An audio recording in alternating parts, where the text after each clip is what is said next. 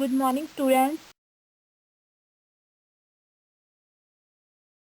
Students, today we will read chapter number 17, ਮਿਹਨਤ ਦਾ ਫਲ ਮਿੱਠਾ। ਇਸ ਪਾਠ ਵਿੱਚ ਲੇਖਕ ਨੇ ਮਿਹਨਤ ਦੀ ਕਮਾਈ ਕਰਨ ਦੀ ਸਿੱਖਿਆ 'ਤੇ ਜ਼ੋਰ ਦਿੱਤਾ ਹੈ। ਮਿਹਨਤ ਦੀ ਕਮਾਈ ਕਰਨ ਵਾਲੇ ਹਮੇਸ਼ਾ ਖਿੜੇ ਰਹਿੰਦੇ ਹਨ। ਉਹਨਾਂ ਦੀ ਸਿਹਤ ਨਰੋਈ ਰਹਿੰਦੀ ਹੈ। ਪਿਆਰੇ ਬੱਚਿਓ, ਗੁਰੂ ਨਾਨਕ ਦੇਵ ਜੀ ਨੇ ਮਨੁੱਖ ਨੂੰ ਸਿੱਖਿਆ ਦਿੰਦੇ ਕਿਹਾ ਸੀ, ਕਿਰਤ ਕਰੋ, ਨਾਮ ਜਪੋ ਅਤੇ ਵੰਡ ਕੇ ਛਕੋ। ਇਸ ਦਾ ਮਤਲਬ ਹੈ ਹੱਥੀਂ ਮਿਹਨਤ ਕਰਕੇ ਧਨ ਕਮਾਓ, ਉਸ ਪਰਮਾਤਮਾ ਨੂੰ ਹਮੇਸ਼ਾ ਯਾਦ ਰੱਖੋ ਤੇ ਆਪਣੀ ਕਮਾਈ ਦਾ ਕੁਝ ਹਿੱਸਾ ਗਰੀਬਾਂ ਵਿੱਚ ਜ਼ਰੂਰ ਵੰਡੋ। ਬਹੁਤ ਸਾਰੇ ਲੋਕ ਗੁਰੂ ਨਾਨਕ ਦੇਵ ਜੀ ਦੀ ਇਸ ਵਿਚਾਰਧਾਰਾ ਦੇ ਅਨੁਸਾਰ ਚੱਲਦੇ ਹਨ। ਜਿਨ੍ਹਾਂ ਨੇ ਇਸ ਵਿਚਾਰਧਾਰਾ ਨੂੰ ਅਪਣਾਇਆ ਸੁਖੀ ਜੀਵਨ ਜੀ ਰਹੇ ਹਨ। ਸਾਡੇ ਬਜ਼ੁਰਗ ਅਕਸਰ ਆਖਦੇ ਹਨ ਕਿ ਮਿਹਨਤ ਦਾ ਫਲ ਮਿੱਠਾ ਹੁੰਦਾ ਹੈ। ਮਿਹਨਤ ਦੀ ਕਮਾਈ ਵਿੱਚ ਜੋ ਸੁੱਖ ਆਰਾਮ ਮਿਲਦਾ ਹੈ, ਉਹ ਵਿਹਲੇ ਰਹਿ ਕੇ ਰਿਸ਼ਵਤ ਨਾਲ ਧਨ ਕਮਾ ਕੇ ਜਾਂ ਭ੍ਰਿਸ਼ਟਾਚਾਰੀ ਖਿਲਾਰ ਕੇ ਨਸੀਬ ਨਹੀਂ ਹੁੰਦਾ। ਸਿਆਣਿਆਂ ਨੇ ਤਾਂ ਇੱਥੋਂ ਤੱਕ ਕਿਹਾ ਹੈ ਕਿ ਉਹ ਹੱਥ ਸਭ ਤੋਂ ਸੋਹਣੇ ਹਨ ਜੋ ਮਿਹਨਤ ਕਰਦੇ ਹਨ। ਇਸ ਵਿਚਾਰਧਾਰਾ ਨਾਲ ਸੰਬੰਧਿਤ ਇੱਕ ਕਹਾਣੀ ਸੁਣਾ ਰਿਹਾ ਹਾਂ। ਇੱਕ ਸੇਠ ਸੀ, ਉਸ ਕੋਲ ਕਾਫੀ ਧਨ ਦੌਲਤ ਸੀ, ਪਰੰਤੂ ਉਸਨੇ ਇਹ ਸਾਰੀ ਧਨ ਦੌਲਤ ਮਿਹਨਤ ਕਰਕੇ ਕਮਾਈ ਸੀ। ਉਸਦਾ ਇੱਕੋ ਇੱਕ ਪੁੱਤਰ ਸੀ। ਪੁੱਤਰ ਜਦੋਂ ਵੱਡਾ ਹੋਇਆ, ਉਹ ਆਪਣੇ ਬਾਪ ਦੀ ਕਮਾਈ ਨੂੰ ਡਾਂਗਾਂ ਦੇ ਗਜ਼ ਦੇ ਕੇ ਉਜਾੜਨ ਲੱਗਾ। ਉਸ ਨੂੰ ਵਿਹਲੇ ਰਹਿਣ ਦੀ ਆਦਤ ਪੱਕ ਗਈ। ਉਹ ਕਿਸੇ ਕੰਮ ਨੂੰ ਹੱਥ ਨਾ ਲਾਉਂਦਾ। ਪਿਤਾ ਨੇ ਬਥੇਰਾ ਸਮਝਾਇਆ ਕਿ ਉਹ ਕੋਈ ਕੰਮ ਧੰਦਾ ਕਰਿਆ ਕਰੇ, ਪਰ ਉਸ 'ਤੇ ਕੋਈ ਅਸਰ ਨਾ ਹੁੰਦਾ। ਕਹਿੰਦੇ ਹਨ ਕਿ ਇਕੱਲਾ ਪੁੱਤਰ ਪਿਓ ਸਮਾਨ ਹੁੰਦਾ ਹੈ।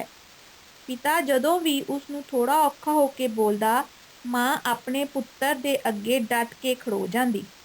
ਇੱਕ ਦਿਨ ਸੇਠ ਨੇ ਸੋਚਿਆ, ਜੇ ਇਸੇ ਤਰ੍ਹਾਂ ਹੀ ਚੱਲਦਾ ਰਿਹਾ, ਉਸ ਦੀ ਮਿਹਨਤ ਨਾਲ ਕਮਾਈ ਧਨ ਦੌਲਤ ਖਤਮ ਹੋ ਜਾਵੇਗੀ। ਉਸ ਨੇ ਆਪਣੇ ਪੁੱਤਰ ਨਾਲ ਥੋੜ੍ਹੀ ਸਖਤੀ ਕਰਨ ਦਾ ਮਨ ਬਣਾਇਆ। ਉਸ ਨੇ ਪੁੱਤਰ ਨੂੰ ਕੋਲ ਬੁਲਾਇਆ ਤੇ ਕਿਹਾ, ਓਮ, ਅੱਜ ਮਿਹਨਤ ਕਰੇਗਾ ਤਾਂ ਹੀ ਰੋਟੀ ਮਿਲੇਗੀ। ਮੈਨੂੰ ਤੇਰੇ ਕੋਲੋਂ 100 ਰੁਪਇਆ ਹੋਰ ਮਿਲਣਾ ਮੈਨੂੰ ਤੇਰੇ ਕੋਲੋਂ 100 ਰੁਪਇਆ ਹਰ ਰੋਜ਼ ਮਿਲਣਾ ਚਾਹੀਦਾ ਹੈ। ਜਿੱਦਣ ਰੁਪਏ ਨਹੀਂ ਮਿਲੇ, ਤੇਰਾ ਰੋਟੀ ਪਾਣੀ ਬੰਦ।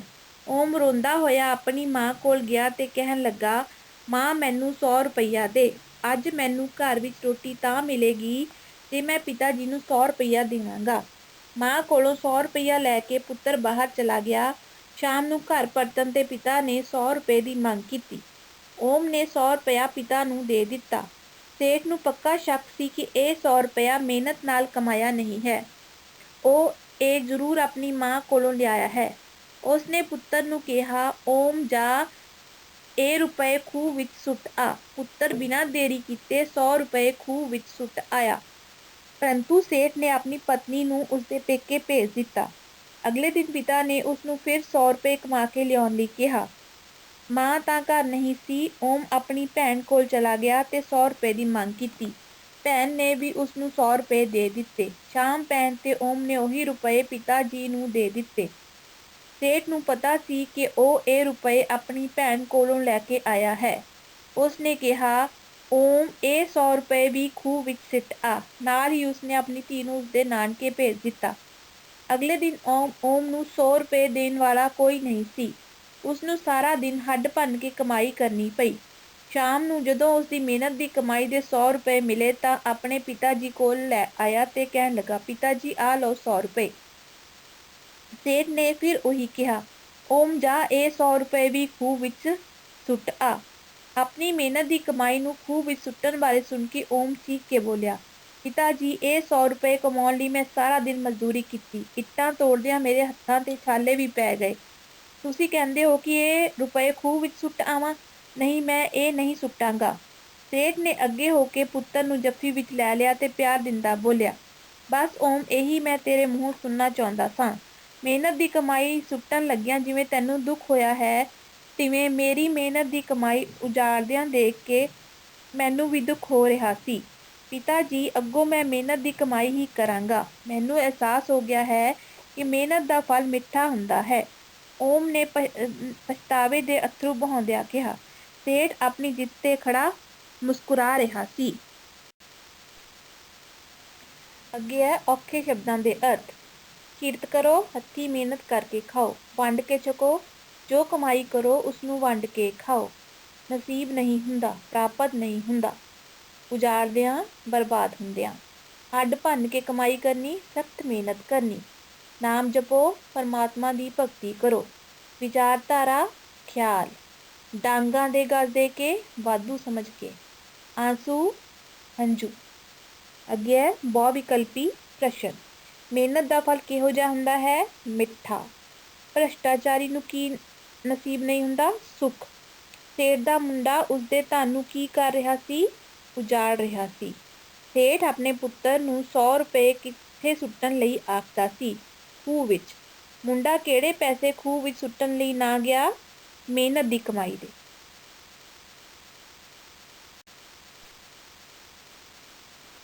ਨੈਕਸਟ ਹੈ ਵਾਕਾਂ ਵਿੱਚ ਵਰਤੋ। ਧਨ ਦੌਲਤ। ਸੇਠ ਕੋਲ ਕਾਫੀ ਧਨ ਦੌਲਤ ਸੀ। ਵਿਚਾਰਧਾਰਾ, ਚੰਗੀ ਵਿਚਾਰਧਾਰਾ ਅਪਣਾਓ। ਨਸੀਬ ਨਾ ਹੋਣਾ, ਕਈ ਲੋਕਾਂ ਨੂੰ ਰੋਟੀ ਵੀ ਨਸੀਬ ਨਹੀਂ ਹੁੰਦੀ। ਹੱਡ ਭੰਨ ਕੇ ਕਮਾਈ ਕਰਨੀ, ਮਜ਼ਦੂਰ ਹੱਡ ਭੰਨ ਕੇ ਕਮਾਈ ਕਰਦੇ ਹਨ। ਮਜ਼ਦੂਰੀ, ਰਾਮ ਮਜ਼ਦੂਰੀ ਕਰਦਾ ਹੈ। ਪਛਤਾਵਾ, ਮੁੰਡੇ ਨੂੰ ਆਪਣੀ ਗਲਤੀ ਦਾ ਪਛਤਾਵਾ ਸੀ। ਹੇਠ ਲਿਖੇ ਸ਼ਬਦਾਂ ਨੂੰ ਹਿੰਦੀ ਅਤੇ ਅੰਗਰੇਜ਼ੀ ਵਿੱਚ ਬਦਲੋ। ਮਿੱਠਾ, ਮੀਠਾ, ਸਵੀਟ। ਕਹਾਣੀ, ਕਹਾਣੀ, ਸਟੋਰੀ। ਪੁੱਤਰ, ਸਨ। 100 ਰੁਪਇਆ, 100 ਰੁਪੀਜ਼। ਖੂਹ, ਕੂਆਂ, ਵੈਲ। ਕਮਾਈ, ਇਨਕਮ। ਜਿਹੜਾ ਬੇਟੇ 4th ਕੁਐਸਚਨ ਹੈ, ਹੇਠਾਂ ਦਿੱਤੇ ਸ਼ਬਦ ਕਿਸ ਨੇ ਕਿਸ ਨੂੰ ਬੋਲੇ ਤੇ ਕੁਐਸਚਨ ਆਨਸਰ ਤੁਹਾਨੂੰ ਮੈਂ ਨੈਕਸਟ ਸਲਾਈਡ ਵਿੱਚ ਕਰਵਾਉਂਗੀ। ਨੈਕਸਟ ਹੈ ਹੇਠਾਂ ਦਿੱਤੇ ਵਾਕਾਂ ਦੀ ਲਿੰਗ ਬਦਲੀ ਕਰੋ। ਸੇਠ ਨੇ ਮੁੰਡੇ ਨੂੰ ਸਮਝਾਇਆ, ਸੇਠਾਣੀ ਨੇ ਕੁੜੀ ਨੂੰ ਸਮਝਾਇਆ। ਮੁੰਡਾ ਸੇਠ ਦੇ ਪੈਸੇ ਉਜਾੜਨ ਲੱਗਾ, ਕੁੜੀ ਸੇਠਾਣੀ ਦੇ ਪੈਸੇ ਉਜਾੜਨ ਲੱਗੀ। ਉਹ ਆਪਣੀ ਮਾਂ ਕੋਲ ਗਿਆ ਹੈ, ਉਹ ਆਪਣੇ ਪਿਤਾ ਕੋਲ ਗਈ ਹੈ। ਉਸਨੇ ਆਪਣੀ ਭੈਣ ਨੂੰ ਬੁਲਾਇਆ, ਉਸਨੇ ਆਪਣੇ ਭਰਾ ਨੂੰ ਬੁਲਾਇਆ। ਪਿਤਾ ਜੀ ਮੈਂ ਮਿਹਨਤ ਦੀ ਕਮਾਈ ਕਰਾਂਗਾ, ਮਾਤਾ ਜੀ ਮੈਂ ਮਿਹਨਤ ਦੀ ਕਮਾਈ ਕਰਾਂਗਾ। ਹੇਠਾਂ ਹੈ ਲਿੰਗ ਬਦਲੋ। ਸੇਠ, ਸੇਠਾਣੀ। ਮੁੰਡਾ, ਕੁੜੀ। ਦੇਵਤਾ, ਦੇਵੀ। ਮਿੱਤਰ, ਸਹੇਲੀ। ਫੁੱਫੜ, ਭੂਆ। ਗਿੱਦੜ, ਗਿੱਦੜੀ। ਮਾਮਾ, ਮਾਮੀ। ਨੈਕਸਟ, ਹੇਠਾਂ ਲਿਖੇ ਸ਼ਬਦਾਂ ਵਿੱਚੋਂ ਵਿਰੋਧੀ ਸ਼ਬਦਾਂ 'ਤੇ ਗੋਲਾ ਲਗਾਓ। ਗਰੀਬ, ਅਮੀਰ।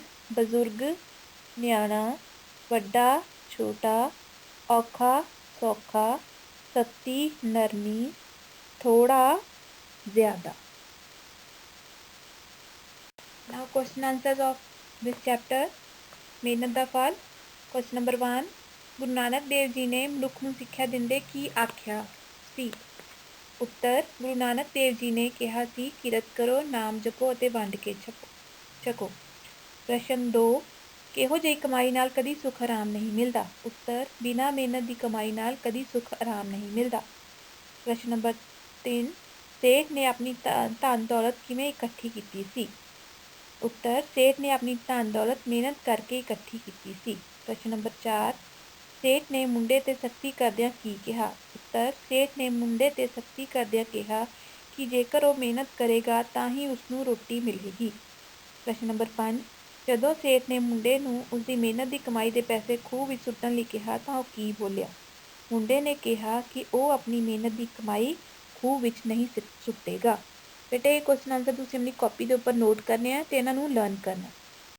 ਅੱਗੇ ਕੁਐਸਚਨ ਨੰਬਰ 4 ਦੇ ਆਨਸਰ ਹੈ ਜਿਹੜੇ ਹੈ ਹੇਠਾਂ ਦਿੱਤੇ ਸ਼ਬਦ ਕਿਸ ਨੇ ਕਿਸ ਨੂੰ ਕਦੋਂ ਬੋਲੇ? ਠੀਕ ਹੈ। ਊੜਾ, ਓਮ ਅੱਜ ਮਿਹਨਤ ਕਰੇਗਾ ਤਾਂ ਹੀ ਰੋਟੀ ਮਿਲੇਗੀ। ਮੈਨੂੰ ਤੇਰੇ ਕੋਲੋਂ 100 ਰੁਪਈਆ ਹਰ ਰੋਜ਼ ਮਿਲਣਾ ਚਾਹੀਦਾ ਹੈ। ਸੇਠ ਨੇ ਆਪਣੇ ਪੁੱਤਰ ਨੂੰ ਪੈਸਾ ਖਰਾਬ ਕਰਦੇ ਦੇਖ ਕੇ ਕਿਹਾ। ਐੜਾ, ਮਾਂ ਮੈਨੂੰ 100 ਰੁਪਈਆ ਦੇ, ਅੱਜ ਮੈਨੂੰ ਘਰ ਵਿੱਚ ਰੋਟੀ ਤਾਂ ਮਿਲੇਗੀ ਜੇ ਮੈਂ ਪਿਤਾ ਜੀ ਨੂੰ 100 ਰੁਪਈਆ ਦੇਵਾਂਗਾ। ਪੁੱਤਰ ਨੇ ਮਾਂ ਨੂੰ ਕਿਹਾ ਪਿਤਾ ਵੱਲੋਂ 100 ਰੁਪਏ ਦੀ ਮੰਗ ਸੁਣ ਕੇ। ਨਾਉ ਈੜੀ, ਪਿਤਾ ਜੀ ਅੱਗੋਂ ਮੈਂ ਮਿਹਨਤ ਦੀ ਕਮਾਈ ਹੀ ਕਰਾਂਗਾ। ਮੈਨੂੰ ਅਹਿਸਾਸ ਹੋ ਗਿਆ ਹੈ ਕਿ ਮਿਹਨਤ ਦਾ ਫਲ ਮਿੱਠਾ ਹੁੰਦਾ ਹੈ। ਇਹਦਾ ਆਨਸਰ ਹੈ ਪੁੱਤਰ ਨੇ ਪਿਤਾ ਨੂੰ ਆਪਣੀ ਗਲਤੀ ਦਾ ਅਹਿਸਾਸ ਹੋਣ 'ਤੇ ਕਿਹਾ।